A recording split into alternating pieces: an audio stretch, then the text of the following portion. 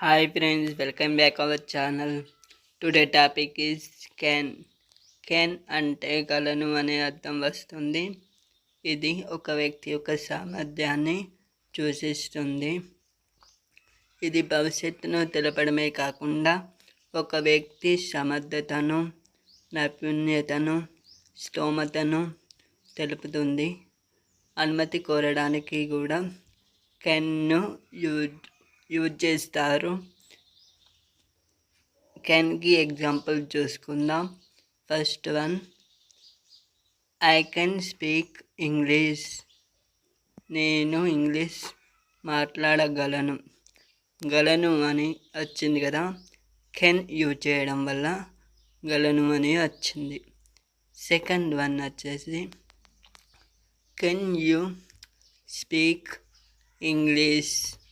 నీవు ఇంగ్లీష్ మాట్లాడగలవా? ఈడ question tag వచ్చింది.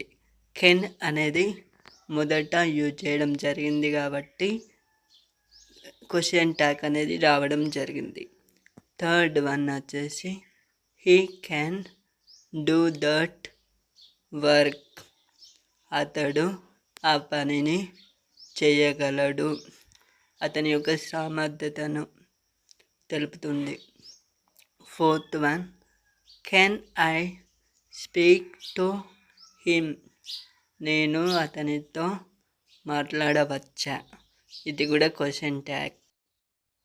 Fifth one, I can not stop for you. నీ కోసం నేను ఆగలేను. Sixth one, can I come with you. నేను నీతో రావచ్చా? Seventh one, can I make a phone call. నేను ఫోన్ కాల్ చేసుకోవచ్చండి. Eighth one, can I speak to Naveen. నేను నవీన్తో మాట్లాడవచ్చా? Ninth one, what can I do for you. నేను మీకు ఏమి చెయ్యాలండి?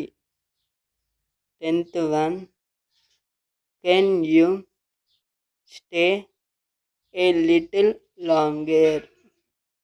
నీవు కొంచెం సేపు ఉండగలవా? 11th one, can I ask you some questions.